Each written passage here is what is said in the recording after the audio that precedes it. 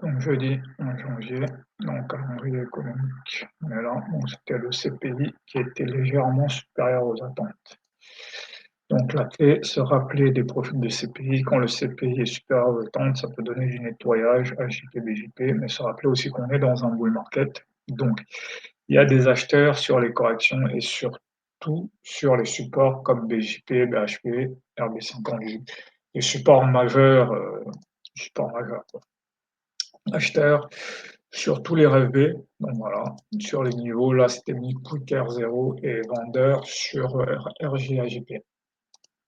Donc là en termes de trap, il n'y a pas vraiment eu de trap parce que cette semaine le marché était assez clair.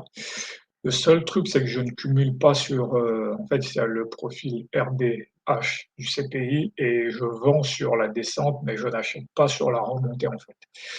Donc, ce dont je me suis rendu compte que si effectivement je suis robotique et que je suis le process, il n'y a pas de problème, ça suit. Mais en fait, c'est simple, mais en fait, il y a une différence qu'il faut faire entre le trading idéal, qui est de prendre tous les signaux, sortir au plus haut, acheter au plus bas et inversement. Et ce qui est nécessaire, c'est juste prendre 5 à 7 bons trades par semaine, en fait.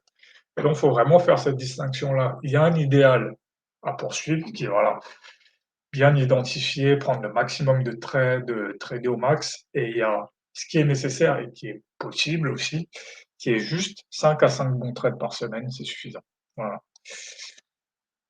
Donc, les scénarios au début, bon, on est dans un bull market. On a eu plusieurs rebonds sur des zones de 50%, donc tout tend à penser que la hausse va continuer.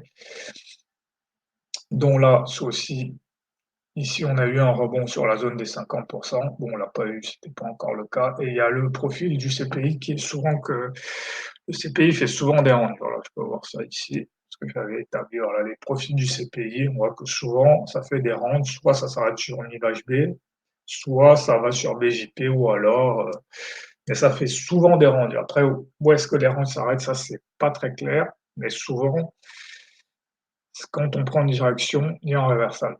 C'est ça, en fait, qui est important et que souvent, on commence par aller vers le bas, puis on se retourne.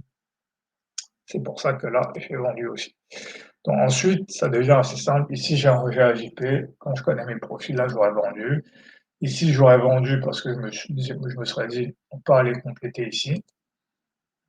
Là, j'aurais vendu ici parce que là, il y a le RR1 test qui est possible de dire, voilà, si on continue, déjà, il va y avoir une déviation et il va y avoir le RR1 test. Ici,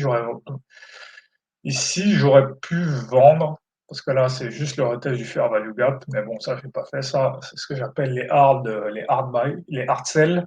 C'est vendre quand j'ai des bougies vertes. Mais c'était faisable ici parce que c'était assez probable qu'on allait aller retester BJP. Donc, c'était de vendre quand on revient chercher cette zone. Ici, j'ai vendu. Voilà, j'aurais pu vendre ici. Moi, j'ai vendu, j'aurais pu vendre.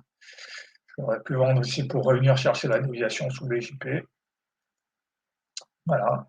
Ensuite, ici, voilà, c'est la partie où je me suis, voilà. En fait, une fois que j'ai vendu ici et que bah j'ai eu des gains, ça devient difficile de se remobiliser pour dire bah je vais acheter ici. Voilà. Mais c'était parfaitement faisable parce que c'est un setup qui est connu. Voilà, ce setup-là est connu. C'est un des profils du CPI, tout simplement. Donc j'aurais pu acheter ici, j'aurais pu acheter ici.